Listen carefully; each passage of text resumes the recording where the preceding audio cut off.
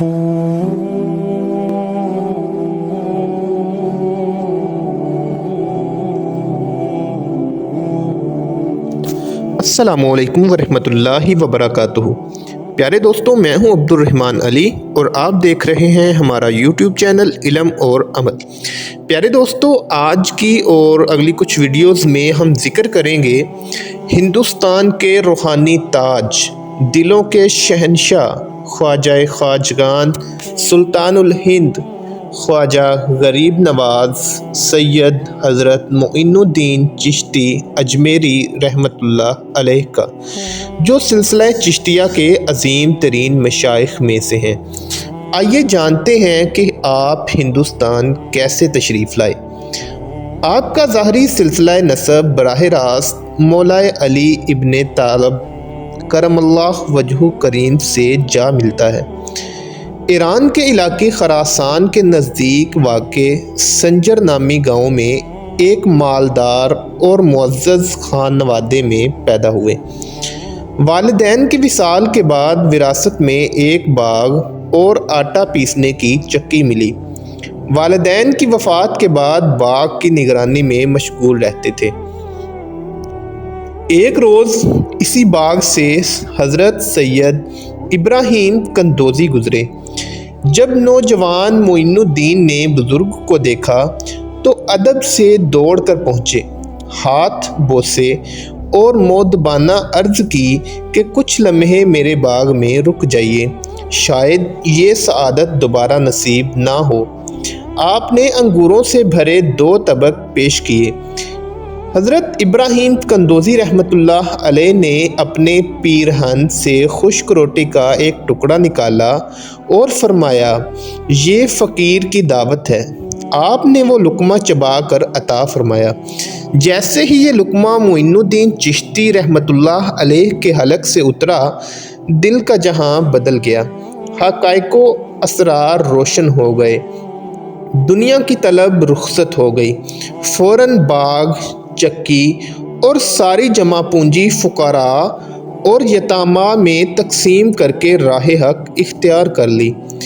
फिर समरकंद व बुखारा का सफ़र किया, जो उस वक़्त अलूम फ़नून के मराकिज़ थे। यहाँ हदीस, फ़िक़ा, तफ़सीर और अलूम ज़ाहिर की तकमील की, मगर दिल में मुर्शिद कामिल की तलाश शिद्दत इख्तियार कर चुकी थी।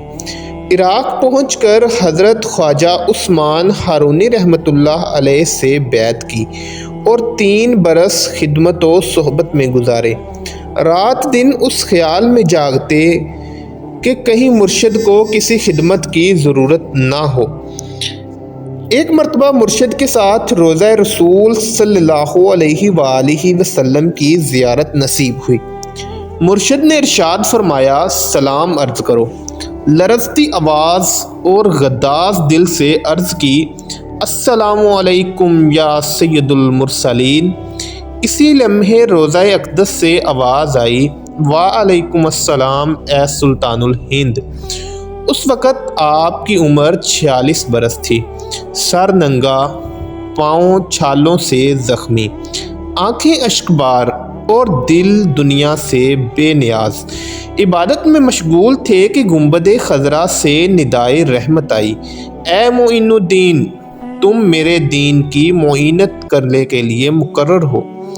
मैंने तुम्हें हिंदुस्तान की विलायत अता की है। अजमेर जाओ, जहाँ तुम्हारे कदमों से कुफ्र व शिर्क की जुल्मत दूर होगी और इस्लाम की रोशनी फैलेगी। ये खबर सुनते ही हैरत हुई कि अजमेर कहाँ है, रास्ता कैसा है, मदीना से कितनी दूर है। अभी फ़िक्र में ही थे कि मदीना की मुअत्तर हवा ने गनूदगी तारी कर दी। ख्वाब में आका सल्लल्लाहु अलैहि वसल्लम जलवाए फगन हुए और एक ही निगाह में मशरक़ से मगरब तक तमाम ममालिक दिखा दिए, ख़ुसूसन अजमेर, उसकी पहाड़ियाँ और किला नज़र के सामने कर दिए। फिर एक अनार अता फरमाया और फरमाया, हम तुम्हें खुदा के सुपुर्द करते हैं। आँख खुली तो हिंदुस्तान का कामिल नक्शा ज़हन में नक्श था। یوں حکم مصطفیٰ صلی اللہ علیہ وآلہ وسلم کی تعمیل کے لیے 40 علماء کرام کے قافلے کے ساتھ ہندوستان کی طرف رخت سفر باندھا تاکہ جذبہ عشق الہی اور نور رسالت سے دلوں کے اندھیرے مٹا کر اسلام کی شمع روشن کریں۔ مدینہ منورہ سے آپ سیدھے بغداد شریف پہنچے۔ یہاں کچھ دن قیام کے دوران مشائخین کی صحبت میں رہے۔ اس دوران آپ سیدنا غوث الاعظم جیلانی رحمۃ اللہ علیہ سے بھی ملے اور ان سے کسب فیض کیا۔ پھر بغداد سے اجمیر کی طرف اعظم سفر ہوئے۔ اس سفر کے دوران آپ کا قیام بلخ میں بھی ہوا، جہاں آپ حضرت شیخ احمد خضیرہ رحمۃ اللہ علیہ کے پاس کچھ دن رہے۔ وہاں سے روانہ ہو کر سمرقند سے ہوتے ہوئے غزنین پہنچے۔ یہاں شمس العارفین حضرت عبد الواحد رحمۃ اللہ علیہ سے ملاقات ہوئی اور کچھ دن ان کے ساتھ بھی قیام فرمایا۔ اس کے بعد آپ اپنے روحانی قافلے کے ساتھ لاہور پہنچے اور حضرت ابو الحسن علی بن عثمان حجویری المعروف داتا گنج بخش رحمۃ اللہ علیہ کے دربار پر حاضری دی۔ یہاں آپ نے 40 دن چلہ کشائی فرمائی۔ جب 40 دن کے بعد کچھ حاصل نہ ہوا تو یہ فرمایا کہ صاحب مزار کے پاس دینے کے لیے کچھ بھی نہیں۔ تو ہاتف غیبی سے آواز آئی کہ معین الدین لینے والے سر پر نہیں قدموں میں بیٹھتے ہیں۔ یہ سن کر آپ کی آنکھیں اشک بار ہو گئیں اور پھر 40 دن حضرت داتا گنج بخش حجویری رحمۃ اللہ علیہ کے قدموں میں بیٹھ کر چلہ کشائی فرمائی۔